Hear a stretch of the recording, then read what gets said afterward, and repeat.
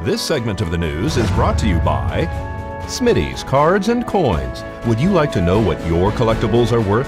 Come by 2281 Postal Road, Unit 4, across from the post office.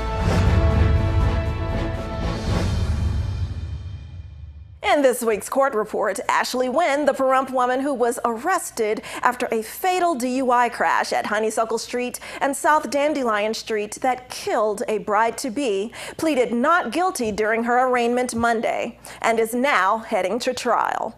Wynn was present during the proceedings, and her attorney noted he will be filing a writ in this case and a change of venue. District Court set the defendant's trial dates for July 25th through 28th with a calendar call June 26th. Wynn also has a follow-up in Justice Court April 7th for a misdemeanor traffic case in which she originally faced the charge of speeding in a school zone, which occurred a little more than a month prior to her felony DUI fatal accident charge. But now Wynn's attorney has entered a guilty plea on her behalf to an amended charge of illegal parking with a recommended fine of $240 in that case.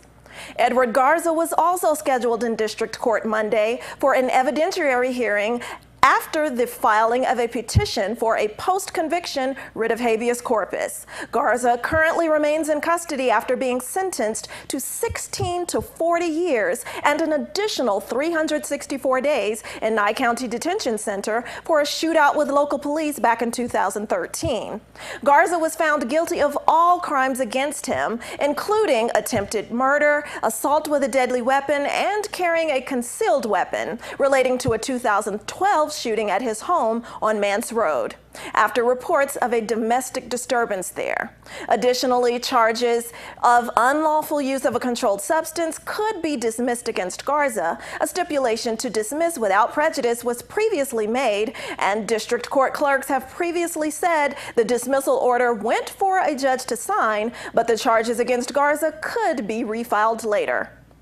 Tina Marie Parks, the local woman who was arrested for various charges connected to fraudulently filling out voter registration forms by not asking the applicants their party affiliation, then registering individuals only as Republican or nonpartisan, is scheduled in district court this Friday for her sentencing hearing.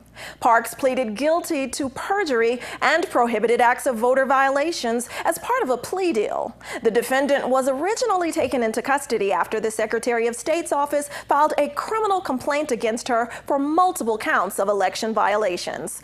During a previous court appearance, Parks, who remained at liberty after her arraignment, had results of a drug test that she submitted to discussed.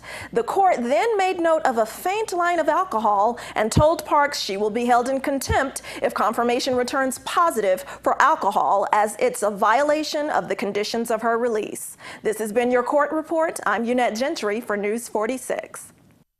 Well, a major blizzard with high winds and bitter cold hit parts of Northeast overnight, and it might get worse for 19 million people from New York to Maine who are bracing for a deep freeze. There have been wind gusts up to 50 miles per hour and 12 to 24 inches of snow.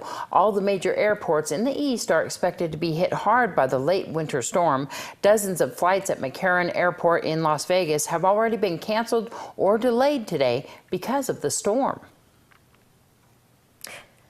In your PBR report, young gun 20-year-old Derek Kolbaba returned to the spotlight in Arkansas. Kolbaba rode 2 out of 3 bulls and clinched the victory on Cochise for 89.50 points. He earned his way to the championship round by earning an 84.5 score on Taboo.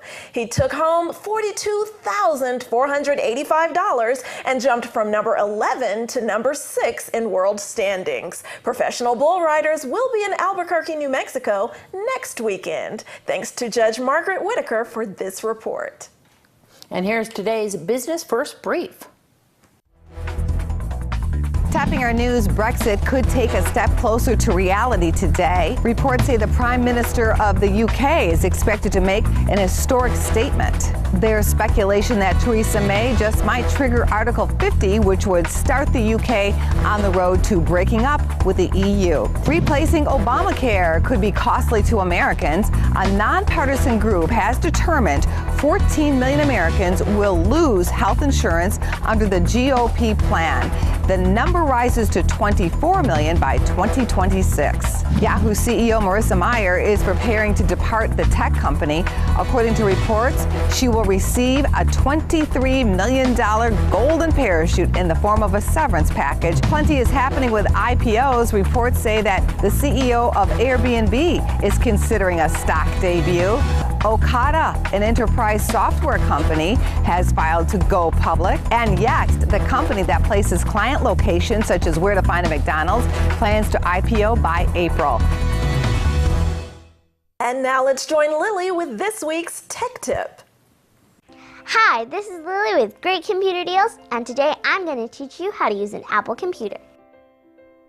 Connecting your Apple computer to Wi-Fi. First, open up your Mac and check in the top right corner.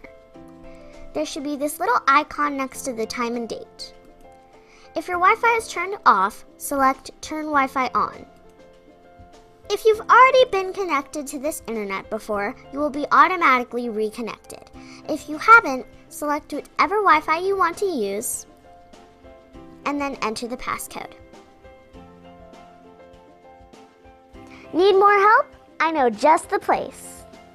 A huge selection and friendly faces await you at Great Computer Deals. These guys know how to explain technology in a way that doesn't make you feel stupid. Great Computer Deals is located on Highway 372 across the street from Pizza Hut. Give them a call today at 990-8833. News on an upcoming pageant and more local news just ahead.